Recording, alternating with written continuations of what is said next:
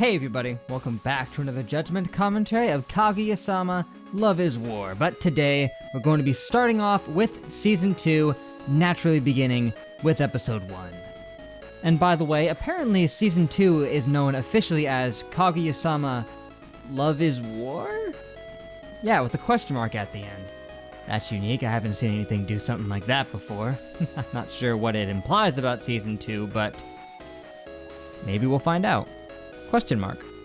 But of course, last time was episode 12 of season 1, and what a finale it was. A great way to end off the season, just giving us that nice perfect mix of romance and comedy that the rest of the season tackled so well.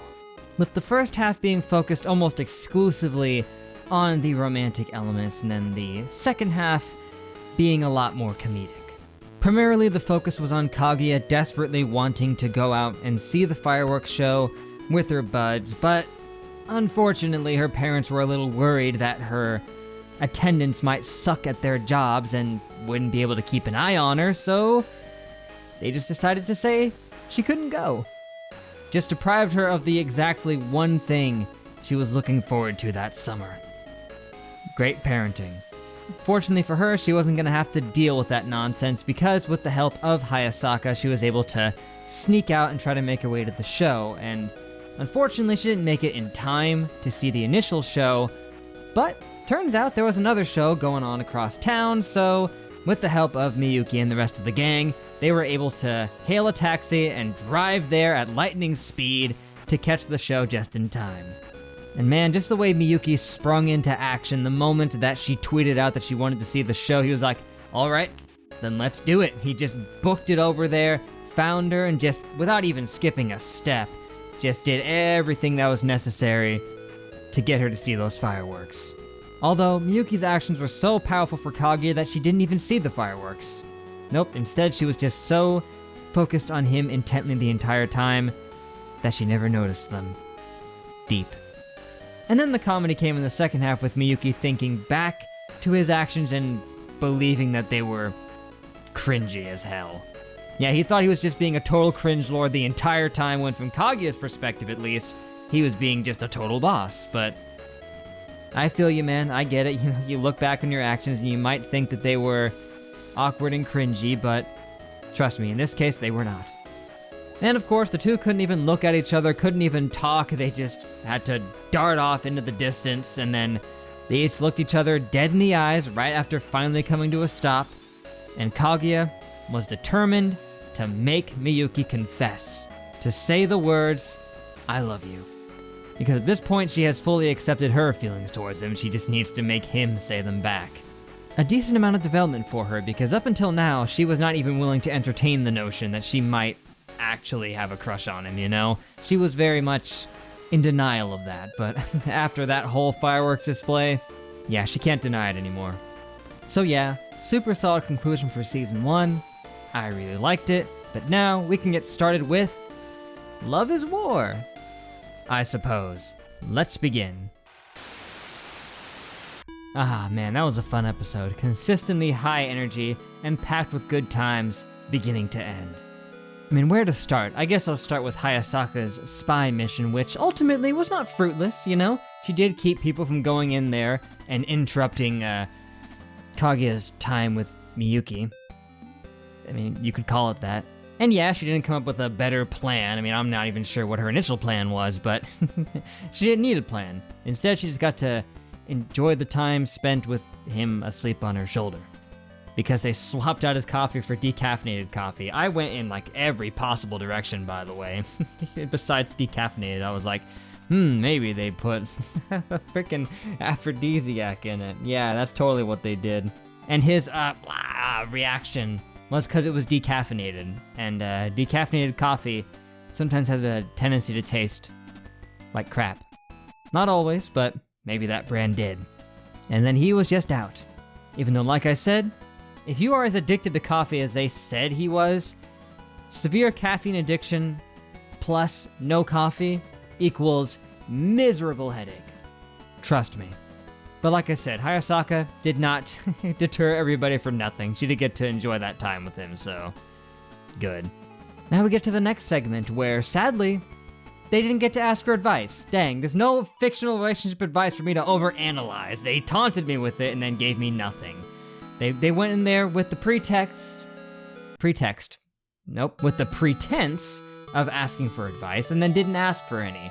And no, instead they were just there to troll them a little bit. To make them think that they had gone a certain direction in their relationship and then just make fun of them, I guess. I don't know. Like, at the time I was like, how the heck did they know? How did they even know that's what they were thinking? And honestly, looking back on it, they set it up. They went in there, that was their goal the entire time, was to make them think that, but I don't know why, but that seems like that was the case, you know? With the things that they were saying, the way they were acting, it seemed like they were trying to subtly plant, you know, that seed in their minds that that's what was going on. And then just be like, ha, we totally pranked you, bro. We're not really doing that. Or are we? So yeah, I wasn't the only one who got baited there with the pretense of fictional relationship advice. They did too. And we all got trolled for it. So for this segment of overanalyzing fictional relationship advice, I would rank this advice non-applicable. And for the third segment, I'm dumb, because she said the name of the game was The Game of Happy Life. I was like, oh, it's kind of like The Game of Life then. Yeah, of course it is called The Game of Happy Life. Of course it's like life. I don't know why I didn't catch that. So yeah, we made this game together, even though it's basically The Game of Life, only it may be a little bit more complicated than that. I don't know, when you're doing a class project like that, you're gonna inevitably end up, you know, ripping off other board games, not just making a totally unique one, so that's fair. No criticism here. But honestly, I thought that segment was pretty dang hilarious. Had a lot of nice little twists and turns to it. I liked it. And the last one, also good. Ended well for Kaguya, even though she was just making some assumptions about what Miyuki was doing. A rare moment where they actually assumed something positive about them, and then it ended up not being true. By the way, I like that they had to put a little asterisk that says, like, his personal opinion over here when referring to, you know, the Barnum effect and how it relates to fortunes like this. They just want to make that perfectly clear that this is their opinions on the matter.